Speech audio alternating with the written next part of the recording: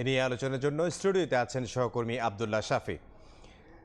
আব্দুল্লাহ শাফি, আপনাকে স্বাগত জানাচ্ছি।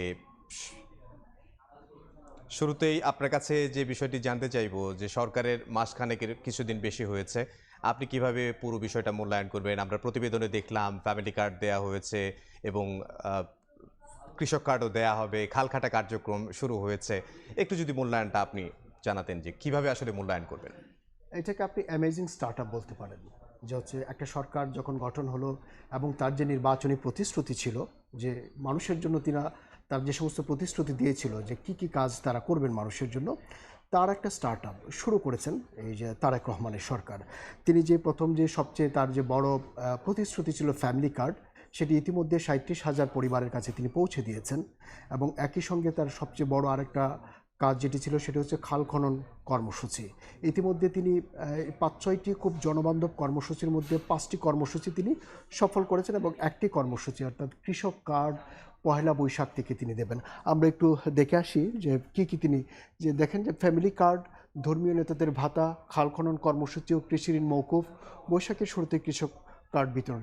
৪টা বড় কাজ কিন্তু ইতিমধ্যে তিনি শুরু করে দিয়েছেন। আর একটি যেটি কৃষক কার্ড শুরু হবে। আমি যদি একটু খাল খনন কর্মসূচি নিয়ে বলি, অন্যান্য প্রত্যেকটা জিনিসেই কিন্তু এই খাল খনন কর্মসূচির সঙ্গে জড়িত। কারণ এই একটা জিনিসের মধ্য দিয়ে কিন্তু সারা বাংলাদেশকে একবারে তৃণমূলে মানুষের কাছে পৌঁছে দেওয়া যায়। কারণ স্বাধীনতার আগে কিন্তু আপনি যদি দেখেন যে ২৪,০০০ মানে নৌপথ ছিল বাংলাদেশে, কিন্তু স্বাধীনতা পরবর্তী সময়ে নানা অনিয়ম, পলি ভরাটের কারণে, বালি ভরাটের কারণে সেটা কিন্তু এখন ঠিক এই মুহূর্তে আছে ৪,০০০ এবং সেটা বর্ষা মৌসুমে ৬,০০০ হয়।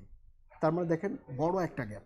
যদি এটা ৫ বছর সফল করতে পারে সরকার, তাহলে ৫২০টির মতো প্রায় যেগুলো হচ্ছে নদী ভরাট হয়ে গিয়েছিল, হারিয়ে গিয়েছিল, সেগুলো পুনরুদ্ধার হবে, সেগুলোতে আবার জলপ্রবাহ নিশ্চিত করা হবে এবং সেগুলো কিন্তু একবারে মানুষের খেতে খামারে ফসলি জমির কাছে চলে যাবে, খাল বিল দিয়ে, মানে নদী নালা দিয়ে। উপকারিতাটা কি? উপকারিতা এর ফলে যেটা হবে, ফসল বাড়বে কিন্তু আপনি কিন্তু ফসল বাড়বে। একই সঙ্গে দেখেন যে এই যে খাল খনন কর্মসূচির মধ্যে অর্থাৎ প্রতি কিলোমিটার খালের মধ্যে কিন্তু ২০ লক্ষ অন্তত বিআইডব্লিউটিএ বলছে অন্তত ২০ লক্ষ টাকা তারা বরাদ্দ দিয়েছে। এইটা যদি হিসাব করেন তাহলে ৫ বছর প্রায় ৪,০০০ কোটি টাকার একটা প্রকল্প এটা। তো সেই জায়গায় এখানে দেখেন সরকার কিন্তু এক্সকাভেটর দিয়ে করছে না, প্রযুক্তি দিয়ে কাজটা করছে না, সাধারণ মানুষকে জনসম্পৃক্ত করছে। এর ফলে এই টাকাটাও কিন্তু সাধারণ মানুষের কাছে যাবে একেবারে। তার মানে প্রত্যেকটা কর্মসূচিই কিন্তু একেবারে জনগণকে কেন্দ্র করে তারা এই কাজগুলো করছেন।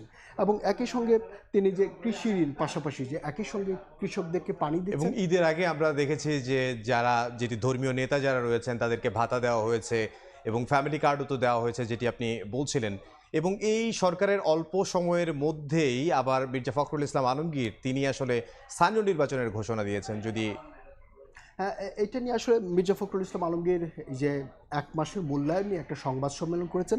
চলুন আমরা এই নিয়ে একটা প্রতিবেদন আছে, আমরা সেটি দেখে আসি। ত্রয়োদশ জাতীয় সংসদ নির্বাচনের পর সরকার গঠনের ১ মাস পার করল বিএনপি। এর মধ্যে দেশ পরিচালনার দায়ভার বুঝে নিতে ব্যস্ততার মধ্যেই আছেন সরকারের নীতি নির্ধারকরা। সরকারের সফলতা বা ব্যর্থতার হিসাব কষা ঠিক এ সময়ে যৌক্তিক না হলেও স্থানীয় সরকার মন্ত্রীর কাছে জানতে চাওয়া কেমন গেল নতুন সরকারের প্রথম মাস। একটা সম্পূর্ণ নতুন একটা সরকারের ৩০ দিনের মধ্যেই এই কাজগুলোকে সামনের দিকে এগিয়ে নিয়ে যাওয়া এবং একটা শুধু কমিটমেন্ট না, বাস্তবায়নের দিকে এগিয়ে নিয়ে যাওয়া, এটা কিন্তু একটা বড় কাজ। গুলশানে দলটির চেয়ারম্যানের কার্যালয়ে বুধবার সন্ধ্যায় সাংবাদিকদের সঙ্গে মতবিনিময় করেন বিএনপি মহাসচিব। তুলে ধরেন গত ১ মাসে সরকারের নির্বাচনী প্রতিশ্রুতি বাস্তবায়নের চিত্র। ফ্যামিলি কার্ড, সেই ফ্যামিলি কার্ডের যে পাইলট প্রজেক্ট যেটা আমরা শুরু করে দিয়েছি অলরেডি। এরপরে ছিল আমাদের ১০,০০০ টাকা কৃষি ঋণ সুদ সহ মওকুফ, সেটা করা হয়ে গেছে। এরপরে আমাদের আছে খাল খনন, যেটা অলরেডি শুরু হয়ে গেছে। যুদ্ধের ফলে যে আপনার তেলের দাম বেড়ে গিয়ে তো একটা বড় রকমের সমস্যা তৈরি হয়েছে। বাট আল্লাহর হুকুমে এখন পর্যন্ত কিন্তু খুব বলা যেতে পারে যে যোগ্যতার সঙ্গে এই জিনিসগুলোকে মোকাবেলা করা গেছে। জুলাই সনদ বাস্তবায়ন প্রসঙ্গে বিএনপি মহাসচিব জানান, সব বিতর্কের সমাধান হবে সংসদে। যেহেতু দলীয় সরকার কিছু তো দলীয় লোক তো থাকবেই। এটাকে আপনার সমালোচনা হতে পারে, আমরা সমালোচনা হবে না তা বলছি না, কিন্তু এটা নিয়ে আমরা খুব একটা উদ্বিগ্ন নই। চলতি বছরেই স্থানীয় সরকার নির্বাচন হবে জানিয়ে ফখরুল বলেন, দলীয় সম্মেলনের প্রস্তুতির কাজও চলছে সমান তালে। আওয়ামী লীগের রাজনীতি ইস্যুতে সরকার বিচলিত নয় উল্লেখ করে স্থানীয় সরকার মন্ত্রী ও বিএনপি মহাসচিব বলেন, রাজনীতি চলবে রাজনীতির পথে। কথা বললে আপনার সমস্যা হয়। দেশের সামগ্রিক উন্নয়ন স্থিতিশীলতা বজায় রেখে অর্থনীতিকে সুস্থ ধারায় ফেরানোকে চ্যালেঞ্জ ধরে নিয়েই সরকার কাজ করছে বলে জানান মির্জা ফখরুল ইসলাম আলমগীর। আহমেদ সালেহীন, সময় সংবাদ, ঢাকা। আমরা আসলে প্রতিবেদনে দেখছিলাম যে যেই কথাগুলো নিয়ে আমরা আলোচনা করছিলাম সেটাই আমরা দেখছিলাম প্রতিবেদনটিতে। মির্জা ফখরুল ইসলাম আলমগীর প্রায় 30 মিনিটের মতো ব্রিফিং করেছেন।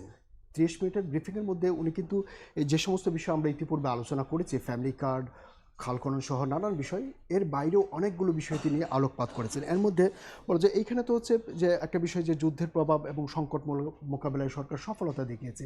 কারণ এই ধরনের সিচুয়েশনে সবসময় যেটি হয় আমাদের দেশের মতো রাষ্ট্রগুলোতে হয়তো তেলের দাম হঠাৎ করে বৃদ্ধি হয়ে যায়, প্রভাবটা তাড়াতাড়ি পড়ে, খুব দ্রুত পড়ে। কিন্তু সরকার কিন্তু খুব চৌকস বুদ্ধিমত্তার পরিচয় দিয়েছে, চৌকসের সঙ্গে এটা মোকাবেলা করেছে। এবং আরেকটা বিষয় হচ্ছে যে অর্থনীতিকে সুস্থ ধারায় ফেরানোর সবচেয়ে বড় চ্যালেঞ্জ তিনি উল্লেখ করেছেন। এবং এইটার জন্য যে সরকার যে উদ্যোগগুলো নিয়েছে সেগুলোর ব্যাপারে তিনি বলেছেন যে ব্যাংক খাতকে কীভাবে সংস্কার করা হচ্ছে এবং নতুন একজন গভর্নর নিয়োগ করা হয়েছে। তারা এই বিষয়গুলোকে মানে ক্ষুদ্র ঋণ, সাধারণ মানুষের কাছে টাকা পয়সা যাওয়া আসা, এর মাধ্যমে অর্থনীতিকে চাঙ্গা করা যায় কিভাবে সেটি আসলে সেই বিষয়ে আলাপ করেছেন। আরও একটি বিষয় তিনি বলেছেন যে জিওপলিটিক্যালি বাংলাদেশেও কিছু চ্যালেঞ্জের মুখে আছে। এর মধ্যে তিনি খুব স্পেসিফিকলি বলেছেন যে দেশের বাইরে থেকে পতিত ফ্যাসিস্ট তারা হচ্ছে সরকারের বিরুদ্ধে তারা অর্গানাইজ হওয়ার চেষ্টা করছে। তবে এই ক্ষেত্রে সরকারের যে ভূমিকা সেটি খুব তাদেরকে সফলতার সঙ্গে এটা মোকাবেলা করার চেষ্টা চলছে। তবে এর বাইরে বিষয় যেটি ঈদের আগে আমরা দেখেছি যে পোশাক শ্রমিক যারা রয়েছে তাদের বেতন ভাতা বোনাস এগুলো নিয়ে তারা আন্দোলনে নামে, মাঠে নামে। এবার কিন্তু সেরকম কিছু দেখা যায়নি, খুব সফলভাবেই সেটা।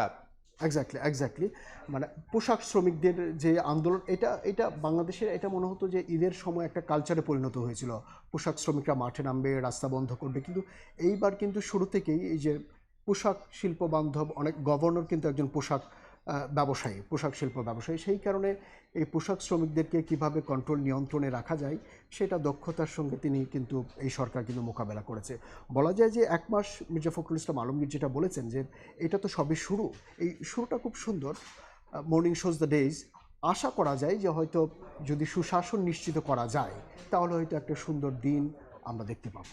জি, যেভাবে চলছে এই ধারাটা যদি অব্যাহত থাকে তাহলে একটা নতুন বাংলাদেশ আমরা দেখতে পাবো, যেই প্রতিশ্রুতিটা বিএনপি মহাসচিব এবং বিএনপি চেয়ারম্যান তারেক রহমান তারা দিয়েছেন এবং বিএনপির ঊর্ধ্বতন নেতৃবৃন্দ যারা রয়েছেন তারা দিয়েছেন নির্বাচনী মাঠে। তার প্রতিফলন 1 মাসে আমরা দেখেছি এবং পুরো মেয়াদে আমরা আসলে সেটি দেখতে চাই। আপনাকে অসংখ্য ধন্যবাদ আমাদের সঙ্গে যোগ দেওয়ার জন্য। আপনাকে অসংখ্য ধন্যবাদ। সহকর্মী আব্দুল্লাহ শাফি আমাদের সঙ্গে যোগ দিয়েছিলেন। দেখছেন রাতের সময়, সঙ্গেই থাকুন।